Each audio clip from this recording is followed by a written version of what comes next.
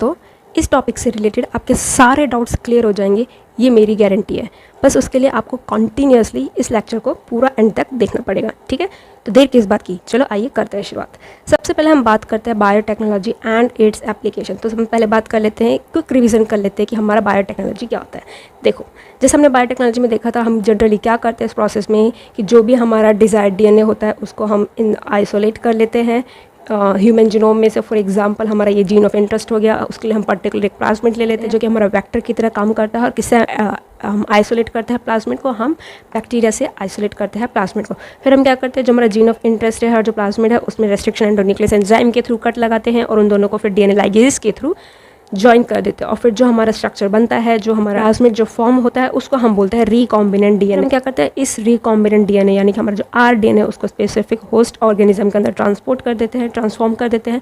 फिर वहाँ पे उसका सेल्फ रेप्लिकेशन प्रोसेस होता है और हमारे नंबर ऑफ कॉपीज़ जो है जनरेट हो जाती है, जो कि हमें एक्चुअल जिसकी रिक्वायरमेंट होती है। तो ये हमारा बेसिक जो है प्रोसेस होता है, जो कि हम बायोटेक्नोलॉजी प्रोसेस में देखते हैं। यहाँ तक ये बात क्लियर है, राइट। अब हमें क्या करना है, इस पर्टिकुलर चैप्टर में हमें उससे रिलेटेड एप्लीकेशंस पढ़नी है डिफरेंट फील्ड्स में या डिफरेंट स्ट्रीम्स में। सबसे पहले हम बात करते हैं जीएमओ, जो कि हमारा क्या होता है, जेनेटिकली मॉडिफाइड ऑर्गेनिजम्स। जीएमओ क्या होता है हमारा, जेनेटिकली मॉडिफाइड ऑर्गेनिजम्स।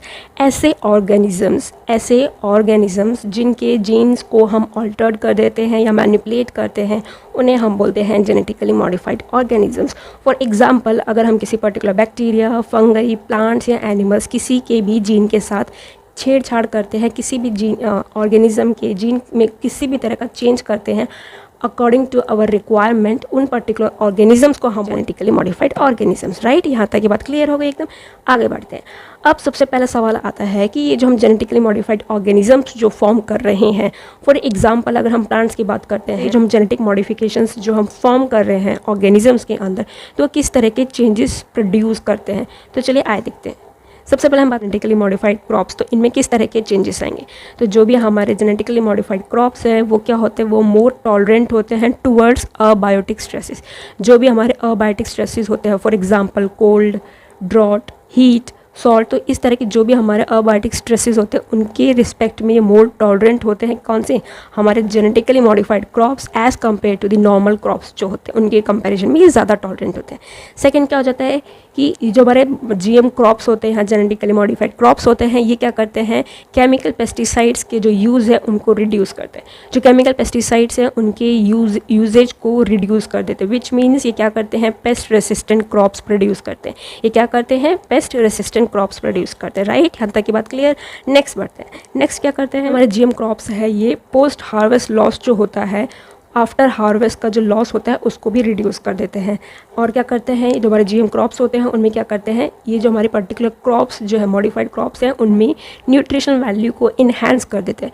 जो भी हमारी मॉडिफाइड क्रॉप्स हैं उनमें न्यूट्रिशन वैल्यूज़ को इन्हांस कर देते हैं। फॉर एग्जांपल, जो हमारा गोल्डन राइस है ये एक तरह का जेनेटिकली मॉडिफाइड क्रॉप है जो कि विटामिन ए एनरिच क्रॉप है। अभी हमने देख लिया क्या क्या चेंजेस होते हैं हमारे जेनेटिकली मॉडिफाइड क्रॉप्स में, राइट। अब हम आगे बढ़ते हैं। नेक्स्ट टॉपिक हमारा हो जाता है production of paste resistant plants. Production of paste resistant plants, ऐसे प्लांट्स का प्रोडक्शन करना कि जो कि पेस्ट रेसिस्टेंट हो, राइट।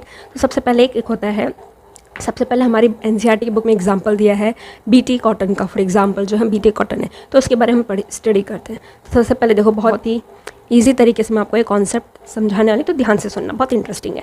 देखो क्या होता है, एक बैक्टीरिया है जिसका नाम है बैसिलस थुरिंगजेनेसिस, जिसको हम बीटी के नाम से भी रिप्रेजेंट करते हैं, ठीक है। तो ये जो बैसिलस थुरिंगजेनेसिस है ये क्या करता है, ये बीटी टॉक्सिन प्रोड्यूस करता है।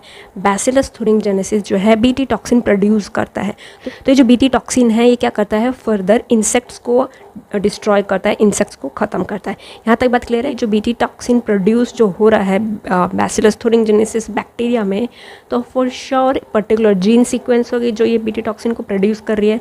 तो साइंटिस्ट लोगों ने क्या किया, बीटी टॉक्सिन की जो जीन है, बीटी टॉक्सिन जीन है, उसको क्लोन किया और उसको प्लांट्स में, स्पेसिफिक प्लांट बॉडीज़ के अंदर उसको इंट्रोड्यूस किया। तो जब प्लांट बॉडीज़ के अंदर इंट्रोड्यूस हुआ तो वो एक्सप्रेस हुआ, और जब वो एक्सप्रेस हुआ तो उसके कारण से क्या हुआ, उन पर्टिकुलर प्लांट्स में रेसिस्टेंस प्रोवाइड हो गई इंसेक्ट्स के अगेंस्ट। तो बीटी टॉक्सिन एक तरह का आपका प्रोटीन है जो कि इंसेक्ट्स को किल कर देता है, राइट। यहाँ तक की बात क्लियर हो गई है। अब दोबारा से वो बता देती हूँ, जो भी बैसिलस थुरिंगजेनेसिस है ये एक तरह का बैक्टीरिया है जिसके अंदर बीटी टॉक्सिन एंजाइम या बीटी टॉक्सिन प्रोटीन जो है वो प्रोड्यूस होता है। जो बीटी टॉक्सिन प्रोटीन है ये क्या करता है, इंसेक्ट्स को किल करता है। तो इसी प्रॉपर्टी के कारण साइंटिस्ट ने बीटी टॉक्सिन जीन को आइसोलेट किया, प्लांट्स के अंदर उसको इंसर्ट किया और उसके कारण से वो प्लांट्स में एक्सप्रेस हुआ, जिसके कारण से जो है प्लांट्स जो है उनमें इंसेक्ट्स के अगेंस्ट रेसिस्टेंस जो है प्रोवाइड हो गई। अब यहाँ पे एक सवाल आता है कि जैसे हम बात कर रहे हैं कि जो बीटी टॉक्सिन है ये इंसेक्ट्स को किल कर देता है, तो बीटी टॉक्सिन जो कि हमारे बैक्टीरिया के अंदर प्रेजेंट है वो बैक्टीरिया को क्यों इन्फेक्ट नहीं कर रहा, राइट? बैक्टीरिया को वो क्यों इन्फेक्ट नहीं कर रहा जबकि वो इंसेक्ट्स को किल कर ले? तो इसका सिंपल सा आंसर है, क्या है, देखो, जो हमारा बीटी जीन है ये क्या करता है, प्रोटीन क्रिस्टल्स फॉर्म करता है। जो हमारा बीटी जीन है बैक्टीरिया के अंदर, कौन से बैक्टीरिया, बैसिलस thuringiensis के अंदर क्या करता है, ये प्रोटीन क्रिस्टल्स फॉर्म करता है। जो प्रोटीन क्रिस्टल्स है वो फर्दर क्या कंटेन करते हैं, ये टॉक्सिक इंसेक्टिसाइडल प्रोटीन कंटेन करते हैं। बीटी जीन जो है प्रोटीन क्रिस्टल्स फॉर्म करता है, प्रोटीन क्रिस्टल्स जो है टॉक्सिक इंसेक्टिसाइडल प्रोटीन कंटेन करते हैं। ये जो टॉक्सिक इंसेक्टिसाइडल प्रोटीन है ये इनएक्टिव फॉर्म में प्रेजेंट होता है। ये जो टॉक्सिक इंसेक्टिसाइडल प्रोटीन है ये इनएक्टिव फॉर्म में प्रेजेंट होता है। दैट मीन्स जब ये टॉक्सिक बीटी टॉक्सिन बैक्टीरिया के अंदर प्रेजेंट होता है तो ये इनएक्टिव फॉर्म में होता है, इसीलिए ये बैक्टीरिया को हार्म नहीं करता है, इसीलिए ये बैक्टीरिया को किसी तरह का डैमेज प्रोवाइड नहीं करता है, राइट? यहाँ तक बात क्लियर है, क्योंकि वो खुद इनएक्टिव फॉर्म में प्रेजेंट होता है जब वो बैक्टीरिया की बॉडी के अंदर होता है। तो अब क्वेश्चन आता है कि ये एक्टिव कब होता है, ये जो हमारा टॉक्सिक इंसेक्टिसाइडल प्रोटीन है ये एक्टिव कब होता है? तो एक्टिव कब होता है, देखो, अब क्या है हमारे बैक्टीरिया के अंदर, क्या हमारा टॉक्सिक इंसेक्टिसाइडल प्रोटीन है जो कि इनएक्टिव फॉर्म है। अब इस पर्टिकुलर अब सपोज करो हमने इसको प्लांट के अंदर इंट्रोड्यूस करा दिया, इस प्रोटीन को, इस बीटी जीन को हमने प्लांट के अंदर इंट्रोड्यूस करा दिया, तो प्लांट के अंदर क्या है, टॉक्सिक इंसेक्टिसाइडल प्रोटीन फॉर्म में प्रेजेंट है, दैट इज इनएक्टिव फॉर्म में प्रेजेंट है। अब जैसे ही इस प्लांट को इंसेक्ट जो है खाएंगे, इनटेक करेंगे इनका, तो जैसे ही ये प्रोटीन है उसके इंसेक्ट की बॉडी के अंदर जाएगा, इंसेक्ट के गट के अंदर मूव करेगा, तो गट के अंदर क्या होता है, अल्कलाइन पीएच होता है। तो अल्कलाइन पीएच के कारण जो हमारा टॉक्सिक इंसेक्टिसाइडल प्रोटीन है वो क्या अपने एक्टिव फॉर्म में आ जाएगा, वो अपने एक्टिव फॉर्म में आ जाएगा। तो जैसे ही वो अपने एक्टिव फॉर्म में आएगा तो जो प्रोटीन क्रिस्टल्स जो हमारे यहाँ पे फॉर्म हो रहे थे वो प्रोटीन क्रिस्टल्स जो है सॉल्युबलाइज हो जाएंगे, उसके अंदर जो हमारा टॉक्सिक इंसेक्टिसाइडल प्रोटीन है वो रेडी टू एक्सपोज है, राइट? तो ये क्या करेगा, टॉक्सिक इंसेक्टिसाइडल प्रोटीन जो है वो हमारे क्या एक्टिव फॉर्म में है, तो ये क्या करेंगे, जो मिड गट की जो एपिथेलियम सेल्स है, मिड गट की जो एपिथेलियम सेल्स है उसमें पोर्स क्रिएट कर देंगे। जब ये पोर्स क्रिएट करेंगे तो उसके कारण से क्या हो जाएगा, सेल जो है स्वेल होना स्टार्ट हो जाएगा, लाइसिस हो जाएगा फिर, और देन इवेंचुअली जो है इंसेक्ट जो है खत्म हो जाएगा, इंसेक्ट की डेथ हो जाएगी। इस तरीके से जो हमारे क्रॉप्स या जो प्लांट्स है वो बच जाते हैं इंसेक्ट्स के अटैक से, राइट? यहाँ तक की बात क्लियर है। बात करते हैं कि जो हम पढ़ रहे थे कि जो बीटी टॉक्सिन है वो किस पर्टिकुलर टाइप ऑफ इंसेक्ट्स को किल करते हैं। जैसे हमने देखा था ना, जो बीटी टॉक्सिन है वो इंसेक्ट्स को किल करता है, तो किस टाइप के इंसेक्ट्स को बीटी टॉक्सिन जो है किल करता है? तो ये 3 कैटेगरी के इंसेक्ट्स को किल करता है। सबसे पहले हमारी कैटेगरी हो जाती है लेपिडोप्टेरन्स, जिसके अंदर हमारे टोबैको, बर्डवॉर्म एंड आर्मी वॉर्म आ जाते हैं, जिनको हमारे बीटी टॉक्सिन जो किल करती है। सेकेंड कैटेगरी हो जाती है हमारी सिलोप्टेरन्स, जिसके अंदर हमें बीटल्स देखने को मिलते हैं, तो इसे भी हमारे बीटी टॉक्सिन जो है किल कर देती है। इन इंसेक्ट्स को भी बीटी टॉक्सिन जो है हमारा किल कर देती है। थर्ड कैटेगरी हो जाती है हमारी डिप्टेरस, जिसमें हमारे फ्लाइज एंड मॉस्किटोज आते हैं। तो इन पर्टिकुलर टाइप ऑफ इंसेक्ट्स को जो हमारे बीटी टॉक्सिन जो है किल कर देती है। यहाँ तक की बात क्लियर है। अब हमारा जो बीटी टॉक्सिन जीन है उसको हम क्राइजीन के नाम से जानते हैं। तो जो हमारा क्राइजीन है, तो हमें काफ़ी सारे डिफरेंट टाइप ऑफ क्राइजीन्स जो है इन्वॉल्व होते हैं, प्रोड्यूस होते हैं डिफरेंट टाइप ऑफ इंसेक्ट्स को किल करने के लिए। मैं फिर से रिपीट करें, डिफरेंट टाइप ऑफ क्राइजीन्स प्रोड्यूस होते हैं, फॉर्म होते हैं डिफरेंट टाइप ऑफ इंसेक्ट्स को किल करने के लिए। फॉर एग्जाम्पल जो हमारे NCERT में दिया हुआ है, Cry1AC, Cry1AB एंड Cry2AB, ये 3 तरह के क्राइजीन्स के बारे में हमारे दिया है। तो अभी देखो क्या है, Cry1AC और Cry2AB ये दोनों मिलके कॉटन बॉल वॉर्म्स को कंट्रोल करते हैं। Cry1AC एंड Cry2AB ये दोनों मिलके कॉटन बॉल वॉर्म को कंट्रोल करते हैं। वहीं पे जो हमारा Cry1AB जीन जो है वो कॉर्न बोरर को कंट्रोल करता है। मैं फिर से रिपीट कर रही हूँ, Cry1AC एंड Cry2AB ये दोनों मिलके कॉटन बॉल वॉर्म को कंट्रोल करते हैं, और Cry1AB जो है वो कॉर्न बोरर को कंट्रोल करता है। अब बात आती है इसको किस तरीके से याद किया जाए। तो बहुत ही सिंपल ट्रिक है, ज़्यादा आपको लोड लेने की ज़रूरत नहीं है। तो चलो देखते हैं क्या ट्रिक है। देखो ट्रिक क्या कहती है। देखो सबसे पहले हम बात करते हैं कि तीन टाइप के क्राइजीन्स हमारे पास प्रेजेंट है। कौन कौन से? Cry1AC, Cry1AB एंड Cry2AB, यानी Cry1AB के हमारे पास 1 और 2 दोनों प्रेजेंट है, राइट? यहाँ तक बात क्लियर है। और 2 हमारे पास Cry1 है और 1 हमारे पास Cry2 है। 3 हमारे पास क्राई जीन्स है, तो सबसे पहली कंडीशन क्या होगी, देखो 3 हमारे पास क्राई जीन्स है जिसमें से 2 एक साथ वर्क करेंगे और एक जो है इंडिविजुअली वर्क करेगा। तो अब देखो कंडीशंस क्या होती है। सबसे पहली कंडीशन हम ये देखेंगे कि जो क्राई 1 है, 2 क्राई 1 है, तो वो दोनों ही क्या है एक साथ नहीं होंगे, दोनों अलग अलग वर्क करेंगे। तो इन दोनों का सबसे पहले अलग रख लिया। सेकेंड हमारा क्या हो जाता है कि 2 हमारे पास क्राई ए बी जीन्स है, 2 हमारे पास क्राई ए बी जीन्स है, इन दोनों को भी हम साथ नहीं रखेंगे, विच मीन्स ये दोनों भी जो है साथ में वर्क नहीं करेंगे। तो ये क्लियरली यहाँ पे दिख रहा है कि हमारा जो क्राई 2 ए बी है वो क्राई 1 ए सी के साथ ही कंबाइन होगा, इसके साथ तो आएगा नहीं, राइट। यहाँ तक बात क्लियर। अब इस पे फोकस करो, तो हमारे पास ये पता चल गया कि ये कॉम्बिनेशन बनेगा हमारा क्राई 1 ए सी और क्राई 2 ए बी। अब इसे कैसे रखना है, देखो ए सी और ए बी, इसके जो लास्ट लेटर है इस पे फोकस करो, क्राई 1 ए सी और क्राई 2 ए बी। तो सी फॉर हमारा कॉटन हो जाएगा, सी फॉर हमारा कॉटन हो जाएगा और बी फॉर हमारा बॉलवॉर्म्स हो जाएगा। सी फॉर हमारा कॉटन और बी फॉर हमारा बॉलवॉर्म्स। तो यानी cry 1 A C plus cry 2 A B हमारा क्या कंट्रोल करते हैं, कॉटन बॉलवॉर्म्स को कंट्रोल करते हैं, ठीक है। वहीं पे क्राई 1 ए बी जो हमारा रिमेनिंग बच गया वो क्या करेगा, कॉर्न बोरर को कंट्रोल करेगा। यहाँ तक बात क्लियर है। बहुत ही इजी ट्रिक है, कुछ अलग से आपको ट्रिक को याद करने की जरूरत नहीं है, इसी कॉन्सेप्ट में आपका क्लियर है कि आपको बस ये याद रखना है कि 3 हमारे पास क्राइजीन दी हुई है, cry 1 A B, cry 2 A B, cry 1 A C. तो जो क्राई 1 है वो दोनों साथ में नहीं आएंगी और जो इसलिए दोनों अलग हो जाएंगे, और जो क्राई ए बी है वो भी दोनों साथ में जाएंगे, तो इसलिए हमारा क्राई 1 ए सी और क्राई 2 ए बी साथ में हो जाएंगे। और ए सी ए बी में सी से हमारा कॉटन हो जाएगा, बी से हमारा बॉलवॉर्म्स हो जाएगा। यहाँ तक की बात क्लियर है। आई होप आपको ये बहुत ही अच्छे से समझ में आ गया होगा। नेक्स्ट कॉन्सेप्ट हो जाता है हमारा आरएनए इंटरफेरेंस। नेक्स्ट हमारा हो जाता है आरएनए इंटरफेरेंस।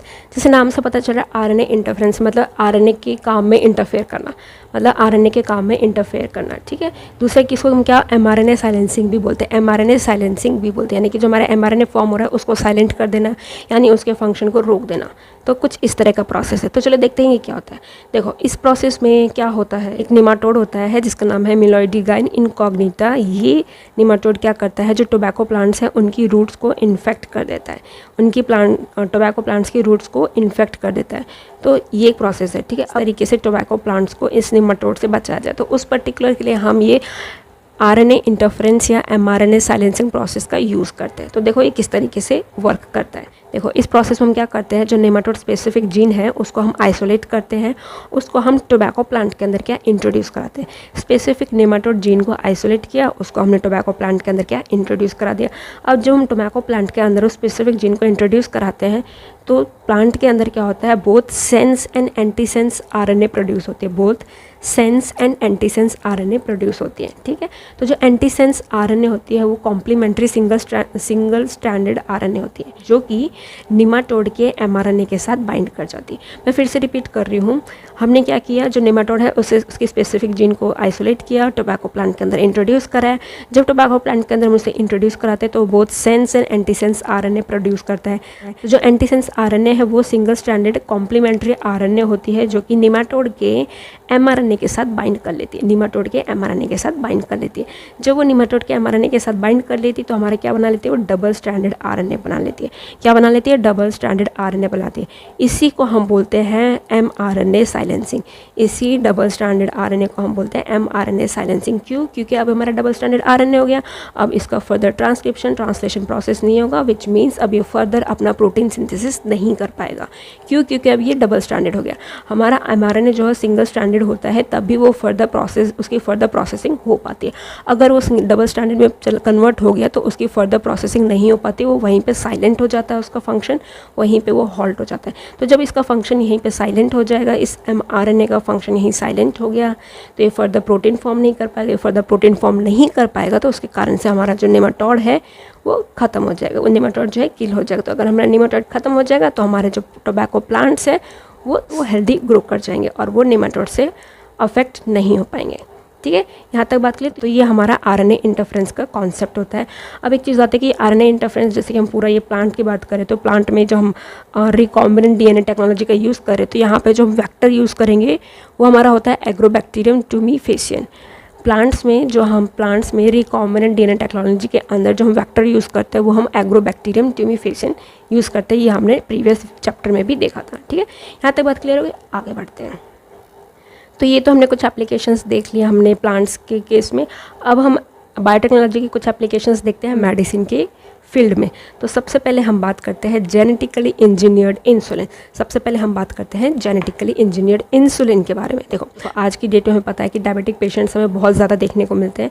तो उनको ट्रीट करने के लिए क्योर करने के लिए हमें इंसुलिन हार्मोन की भी लार्ज स्केल पे रिक्वायरमेंट होती है, राइट। सबसे पहले क्या कॉन्सेप्ट निकला, साइंटिस्ट लोगों ने सोचा कि डायरेक्ट जो हम इंसुलिन को क्या है एनिमल्स से आइसोलेट करते हैं। तो क्या हुआ, देखो, इंसुलिन एनिमल्स की बॉडी से इंसुलिन हमें पता है कि पेनक्रियास में सिक्रीट फॉर्म होता है, पेनक्रियास में सिक्रीट होता है। तो एनिमल्स के पेनक्रियास से हमने इंसुलिन को आइसोलेट किया। पर्टिकुलरली किन एनिमल्स के पेनक्रियास हमने आइसोलेट किया, पिग्स और कैटल्स के पेनक्रियास से हमने इंसुलिन को आइसोलेट किया। और जो हमारे डायबिटिक पेशेंट्स थे उनकी बॉडी में हमने इंसुलिन डोजेस जो है इंट्रोड्यूस कराए।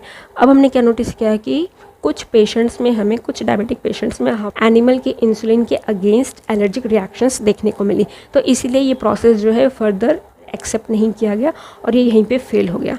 तो अब नेक्स्ट आता है कि अब जब अगर ये प्रोसेस फेल हो गया तो अब किस तरीके से हम जो हमारा इंसुलिन हार्मोन है उसको लार्ज स्केल पे प्रोड्यूस करें।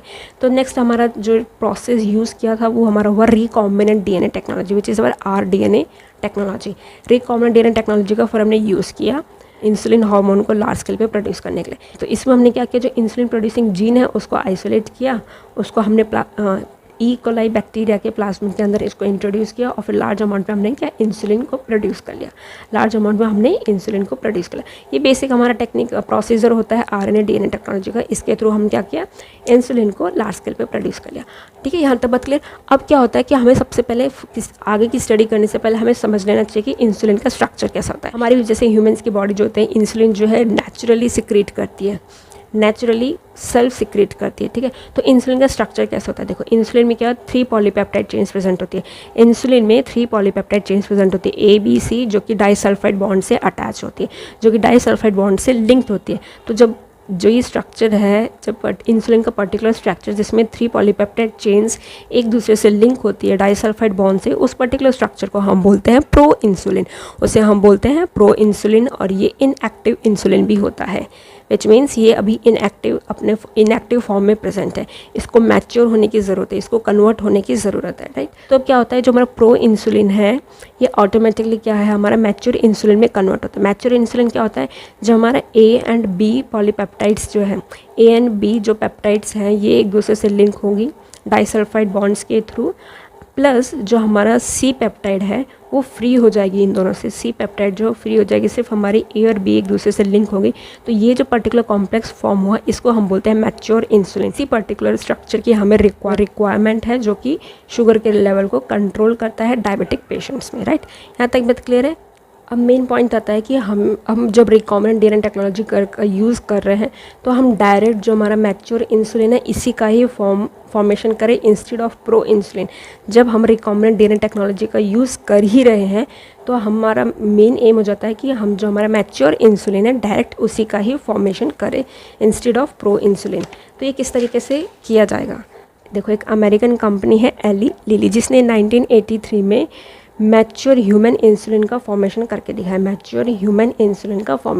दिखाया। इन्होंने किस तरीके से मैच्योर इंसुलिन का फॉर्मेशन किया, देखो इन्होंने क्या किया, जो हमारा प्रो इंसुलिन है उसकी A एंड B चेन्स की सीक्वेंस को आइसोलेट किया और ई कोलाई के प्लाज्मिड के अंदर इंट्रोड्यूस किया। ठीक है, ई कोलाई बैक्टीरिया के प्लाज्मिड के अंदर इंट्रोड्यूस किया, फिर ई कोलाई बैक्टीरिया के प्लाज्मिड के अंदर इंट्रोड्यूस किया।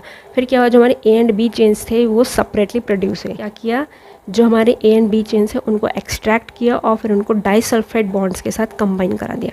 इन्होंने क्या किया, जो ये separate A and B chains produce हुई थी इनको एक्सट्रैक्ट किया और उनको डाइसल्फाइड बॉन्ड्स के साथ कंबाइन करा दिया टू फॉर्म ह्यूमन इंसुलिन। तो इस तरीके से उन्होंने मैच्योर ह्यूमन इंसुलिन को लार्ज स्केल पे प्रोड्यूस किया। यहाँ तक की बात क्लियर है।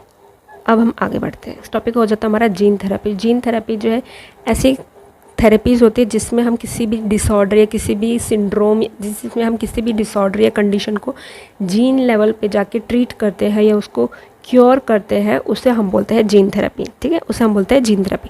तो सबसे जनरली जीन थेरेपी में क्या होता है, जो हमारा डिफेक्टिव जीन है उसको हम रिप्लेस करते हैं या ट्रीट कर देते हैं नॉर्मल जीन से। जीन थेरेपी में क्या होता है, हम जो डिफेक्टिव जीन है उसको रिप्लेस या ट्रीट कर देते हैं नॉर्मल जीन से। तो सबसे पहले क्लिनिकल जीन थेरेपी जो है 1990 में 4 ईयर ओल्ड गर्ल को प्रोवाइड की गई थी एडीए डेफिशिएंसी को ट्रीट करने के लिए। एडीए डेफिशिएंसी को ट्रीट करने के लिए 1990 में 4 ईयर गर्ल को फर्स्ट क्लिनिकल जीन थेरेपी जो है प्रोवाइड की गई थी। अब आता है कि एडीए डेफिशिएंसी क्या होता है। एडीए क्या होता है, हमारा एडेनोसाइन डी एमिनेज। एडेनोसाइन डी एमिनेज ये क्या होता है, ये एक तरह का एंजाइम होता है। तो एडीए डेफिशिएंसी में क्या होता है कि ये एक पर्टिकुलर की डेफिशिएंसी है जिसमें हमारा एडेनोसाइन डी एमिनेज एंजाइम जो है वो लैक कर जाता है। तो ये जो एडीए एंजाइम है ये क्रूशियल होती है इम्यूनिटी बिल्डअप करने के लिए। एडीए एंजाइम जो है ये क्रूशियल होती है इम्यूनिटी को बिल्डअप करने के लिए। अब ये आता है कि एडीए डेफिशिएंसी कॉज किस तरीके से होती है। तो जो पर्टिकुलर जीन जो होती है जो कि एडीए सिंथेसिस के लिए रिस्पॉन्सिबल होती है, पर्टिकुलर जीन ह्यूमन जीनोम में जो कि एडीए सिंथेसिस के लिए रिस्पॉन्सिबल होती है, उसका डिलीशन जब उसका डिलीशन हो जाता है तब हमें एडीए डेफिशिएंसी जो है अकर करती है, तब एडीए डेफिशिएंसी जो है टेक प्लेस करती है। ठीक है, अब हमारा नेक्स्ट टॉपिक आता है मेथड्स ऑफ ट्रीटमेंट की किस पर्टिकुलर मेथड्स के थ्रू हम इसे ट्रीट कर सकते हैं। सबसे पहले हम बात करते हैं बोन मैरो ट्रांसप्लांटेशन। सबसे पहला हो जाता है हमारा bone marrow transplantation. Bone marrow transplantation क्या करते हैं हम, जो डिफेक्टिव बोन मैरो होता है उसको हम नॉर्मल बोन मैरो के साथ रिप्लेस कर देते हैं। जो डिफेक्टिव बोन मैरो होता है उसको नॉर्मल बोन मैरो के साथ क्या करते हैं, रिप्लेस कर देते हैं। सेकेंड ट्रीटमेंट हमारा सेकेंड मेथड क्या हो जाता है, एंजाइम रिप्लेसमेंट थेरेपी। सेकेंड हो जाता है हमारा एंजाइम रिप्लेसमेंट थेरेपी। जैसे हमें पता चल रहा है एडीए डेफिशिएंसी क्या है कि इस पर्टिकुलर कंडीशन में ह्यूमन के इस पर्टिकुलर कंडीशन में पेशेंट की बॉडी में एडीए एंजाइम की डेफिशिएंसी है, तो हम क्या करते हैं एडीए जो है पेशेंट की बॉडी में इंजेक्ट कर देते हैं। इस मेथड को हम बोलते हैं एंजाइम रिप्लेसमेंट थेरेपी, राइट। इसके थ्रू भी हम इसे ट्रीट कर सकते हैं इस कंडीशन को। थर्ड मेथड क्या हो जाता है, लिम्फोसाइट कल्चर।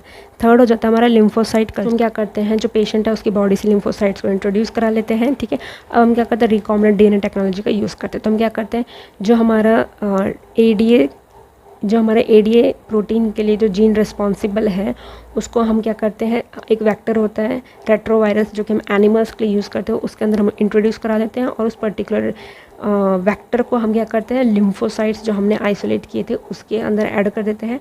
ठीक है, और फिर एट लास्ट हम लिम्फोसाइट्स को क्या करते हैं, पेशेंट की बॉडी के अंदर री एंटर्ड कर देते हैं। तो जब पेशेंट की बॉडी के अंदर हमने री एंटर्ड कर देते तो फिर वहाँ पे उसका सिंथेसिस हो जाता है। एडीए प्रोटीन एडीए एंजाइम का जो सिंथेसिस प्रोसेस जो है टेक प्लेस कर जाएगा। तो इस तरीके से ये कुछ मेथड्स है जिसके थ्रू हम इस पर्टिकुलर डिसीज़ को ट्रीट कर सकते हैं। लेकिन जो पर्टिकुलर मेथड्स है ये परमानेंट क्यूरेबल नहीं है। जनरली अगर हमें किसी भी डिसीज़ को ट्रीट करना है या परमानेंटली क्योर करना है तो हमें उसको एम्ब्रियोनिक स्टेज पे ही ट्रीट करना पड़ेगा, तभी हम उसको परमानेंटली क्योर कर सकते हैं। अदरवाइज़ जो है वो टेम्प्रेरी, जब तक हम डोज प्रोवाइड, जब तक उसका ट्रीटमेंट चलता रहेगा तब तक उसका इफेक्ट होता रहेगा। यहाँ तक की बात क्लियर। अब हम आगे बढ़ते हैं। नेक्स्ट हम बात करते हैं मॉलिक्यूलर डायग्नोसिस की। इसमें सबसे पहले हम बात करते हैं कन्वेंशनल मेथड्स देखते हैं। सबसे पहले हम बात करते हैं कन्वेंशनल मेथड्स। इसमें क्या होता है, सीरम यूरिन इनके थ्रू हम जो है इन्वेड जो हमारी बॉडी के अंदर पैथोजेंस इन्वेड किए उनका हम एनालाइज करते हैं, उनका हम एनालाइज करते हैं। ठीक है, तो इन मेथड के थ्रू जो है अर्ली डिटेक्शन जो है इन्वेजन का पॉसिबल नहीं हो पाता है। मीन्स कि जब तक कि पर्टिकुलर पैथोजन से अगर हमें कोई भी साइड इफ़ेक्ट्स या किसी भी टाइप के सिम्टम्स देखने को नहीं मिल जाते तब तक हम आइडेंटिफाई नहीं कर पाते, उसका डिटेक्शन जो है नहीं कर पाते। तो यानी विच मीन्स अर्ली डिटेक्शन जो है वो पॉसिबल नहीं हो पाता कन्वेंशनल मेथड्स में। इसीलिए हम जो एडवांस टेक्निक्स या जो एडवांस मेथड्स है जैसे कि rDNA विच इज़ और recombinant DNA technology, PCR which is और पॉलीमरेज चेन रिएक्शन, और जो ELISA है लाइक विच इज़ और एंजाइम लिंक्ड इम्यूनोसॉल्वेंट, ऐसे टेक्निक्स या ऐसे डायग्नोसिस मेथड्स का यूज़ करते हैं फॉर अर्ली डिटेक्शन। ये पर्टिकुलर ऐसे मेथड्स है जो कि हमारा अर्ली डिटेक्शन के डायग्नोस करने में हेल्प करते हैं। अर्ली डिटेक्शन मीन्स कि मतलब कि हमारी बॉडी में पैथोजन जो है इन्वेड कर गया लेकिन अब तक उसने हमारी बॉडी को हार्म नहीं किया है, या किसी भी तरह के हमें सिम्टम्स देखने को या किसी भी तरह के सिम्टम्स हमारी बॉडी में प्रोड्यूस नहीं हुए हैं, तो एट दैट पर्टिकुलर पॉइंट पे हम जो है इन मेथड्स के थ्रू उस पर्टिकुलर पैथोजन को क्या है आइडेंटिफाई या डिटेक्ट कर लेते हैं और अकॉर्डिंगली जो हम अपना ट्रीटमेंट जो है इनिशिएट कर सकते हैं। ठीक है, तो ये हमारे कुछ हो जाता है मॉलिक्यूलर डायग्नोसिस। हम बात करते हैं ELISA की, जो कि हमारा क्या है एंजाइम लिंक्ड इम्यूनोसॉल्वेंट एसे। ये generally antigen antibody interaction principle पे बेस्ड होता है। हमारा जो एंजाइम लिंक्ड इम्यूनोसॉल्वेंट एसे जो कि हमारा ELISA है ये एंटीजन एंटीबॉडी इंटरेक्शन प्रिंसिपल पे बेस्ड होता है। हम देखते हैं कि ट्रांसजेनिक एनिमल्स क्या होते हैं। वो एनिमल्स जिनका डीएनए जो है मैनिपुलेट किया गया है, जिनका डीएनए ऑल्टर्ड किया गया है, उन एनिमल्स को हम बोलते हैं ट्रांसजेनिक एनिमल्स। मैं फिर से रिपीट करी, ट्रांसजेनिक एनिमल्स वो पर्टिकुलर एनिमल्स होते हैं जिनका डीएनए जो है मैनिपुलेट किया गया हो या जिनके डीएनए के साथ किसी तरह की छेड़खानी या ऑल्ट्रेशन की गई हो for the expression of particular desired traits. तो उन सच एनिमल्स को हम बोलते हैं ट्रांसजेनिक एनिमल्स। राइट, यहाँ तक clear. Animals with manipulated DNA और कॉल्ड ट्रांसजेनिक एनिमल्स। तो हमारी एनसीईआरटी में ट्रांसजेनिक एनिमल्स से रिलेटेड काफ़ी एग्जांपल्स जो है प्रोवाइड किए, जो कि मोस्ट इम्पॉर्टेंट रोल प्ले करते हैं NEET exam point of view से। तो चलिए देखते हैं क्या एग्जांपल्स हैं। सबसे पहले हम बात करते हैं, एक ह्यूमन प्रोटीन होता है जो कि हमारा अल्फ़ा-1 एंटीट्रिप्सिन। एक ह्यूमन प्रोटीन है जो कि हमारा अल्फ़ा-1 एंटीट्रिप्सिन है, जो कि एम्फीसीमा कंडीशन को ट्रीट करने के लिए यूज़ किया जाता है। एंड हमारा ट्रांसजेनिक माइस जो है, ट्रांसजेनिक माइस को यूज़ किया जाता है to test the safety of polio vaccine. यहाँ तक बात क्लियर। हमारा आ जाता है 1997 में फर्स्ट ट्रांसजेनिक काउ जो है वो फॉर्म हुई थी, जिसका नाम था रोज़ी। 1997 में फर्स्ट ट्रांसजेनिक काउ जो है फॉर्म हुई थी, जिसका नाम था रोज़ी। तो ये जो काउ है ये मिल्क एनरिच थी with human alpha lactalbumin protein से। ये जो ट्रांसजेनिक काउ थी ये मिल्क एनरिच थी with human alpha lactalbumin protein से। Human alpha lactalbumin protein से अराउंड 2.4 ग्राम पर लीटर ये प्रोटीन जो है ट्रांसजेनिक काउ में प्रेजेंट था। ठीक है, तो ये जो ट्रांसजेनिक काउ है ये न्यूट्रिशनली मोर बैलेंस्ड मिल्क प्रोड्यूस करती थी। यहाँ तक की बात क्लियर है। अब हम आगे बढ़ते हैं। अब हमारा लास्ट टॉपिक हो जाता है इस चैप्टर का। अब हमारा लास्ट टॉपिक हो जाता है बायोपायरेसी। क्या होता है बायोपायरेसी? बायोपायरेसी क्या होता है? देखो, जब कभी कोई भी कंपनी या ऑर्गेनाइजेशन किसी भी तरह के बायो रिसोर्स का विदाउट प्रॉपर ऑथराइजेशन के यूज़ करती है, उसे हम बोलते हैं बायोपायरेसी। मैं फिर से रिपीट कर रही हूँ, जब भी कोई कंपनी या कोई भी ऑर्गेनाइजेशन किसी भी तरह के बायो रिसोर्सेज का बिना प्रॉपर ऑथराइजेशन के यूज़ करती है, उसका इस्तेमाल करती है, उसे हम बोलते हैं बायोपायरेसी। ठीक है, तो बायोपायरेसी क्या होता है? Use of bio resources by multinational companies and organisations without proper authorisation is called और बायोपायरेसी। तो ये कॉन्सेप्ट यहाँ पे क्लियर है। नेक्स्ट क्या है? एक कमेटी के बारे में एनसीईआरटी में मेंशन कर रखा है। क्या है? GEAC, which stands for genetically engineering approval committee. Genetically engineering approval committee, जैसे नाम से ही इंडिकेट करा है, इस तरह एक ऐसी कमेटी है, ये एक ऐसा संगठन है जो कि ओवरऑल रिकॉम्बिनेंट डीएनए टेक्नोलॉजी या बायोटेक्नोलॉजी को रेगुलेट करती है कि किस तरीके से कहाँ पे कौन सा ऑर्गेनिज्म किस पर्टिकुलर ट्रेट के लिए या किस पर्टिकुलर फीचर के लिए यूटिलाइज किया जा रहा है। ठीक है, तो पूरा ओवरऑल कंट्रोल जो है ये पर्टिकुलर कमेटी जो है हैंडल करती है। ठीक है, फर्स्ट पॉइंट। सेकंड क्या होता है कि safety of GM organisms for public के लिए जो भी GM organisms, genetically modified organisms जो फॉर्म हो रहे हैं, उनकी पब्लिक के लिए उनकी सेफ्टी भी क्या ये प्रोवाइड करती है। ठीक है, तो इस तरीके से हमारा ये चैप्टर यहाँ पे बहुत ही अच्छे तरीके से कंप्लीट हो जाता है। अगर आपको ये लेक्चर अच्छा लगा हो, please like, share and subscribe my channel. Thank you.